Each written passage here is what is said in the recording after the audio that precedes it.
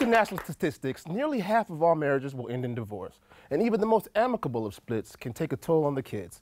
Joe Langford is a Seattle-based therapist who has worked with kids, teens, and parents for nearly 2 decades.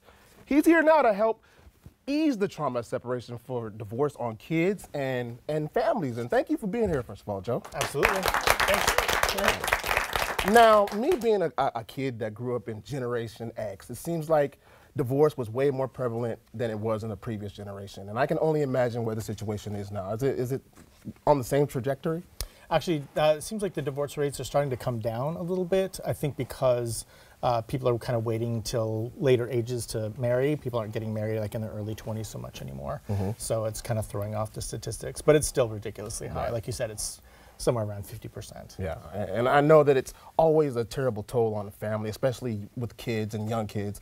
When do you decide as a family to talk about it with the kids? Like, how much information do you share about your divorce and the split?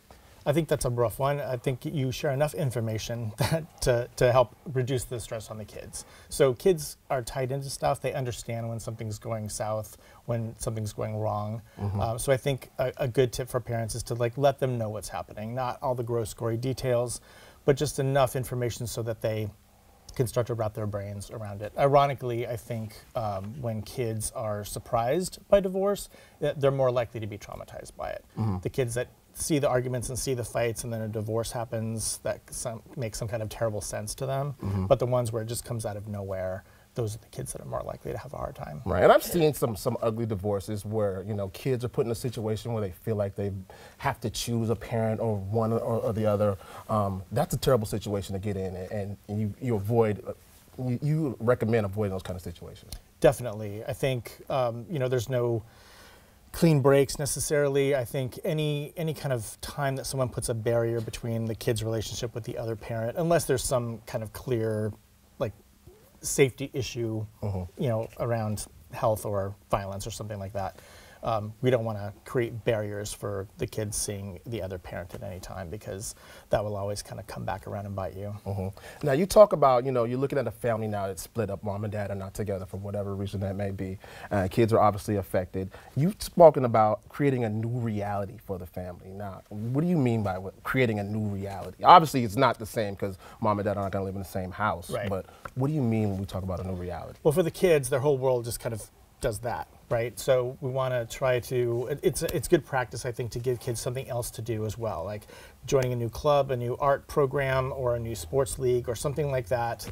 Creating some new family traditions in both houses really helps, so that there's more transition spread out in their world. It's not just their family dynamic that's sort of crumbled apart and everything else stays the same, but to add a couple of new things in there as well, so that the dust can kind of settle a little bit more new things like what? Can you just give maybe some examples? Like I said, like joining a new team, joining a club at school, and then within both new houses, when the split happens, to create some new traditions, like have some new things that this is what our family is going to do here, this is what the family is going to do over here, so that there's more change than just your parents are splitting up. Now, we've also talked about the golden rule, and I think we all understand what the golden rule is. What do you mean when you talk about the golden rule in regards to divorces and dealing with kids?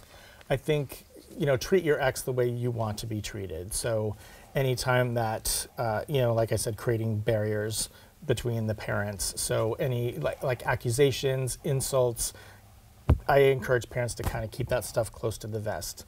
Don't share that with the kids. We share that with our friends afterwards, you know what I mean, in private, but don't let the kids be privy to that much information. Yeah. Well, divorce is definitely a tough subject and a tough issue, but it's something we have to deal with. And I want to thank you for doing your part in helping kids get through it. It's a very tough thing. Thank you very much, Joe. Thank you. Right on. Now, we'll post some more of Joe's tips on New Day's homepage. But coming up, spring clean your way to a spotless home. Yes, even kids' messy bedrooms. I wonder if you can help me with men's messy bedrooms. We're coming back right after this quick break.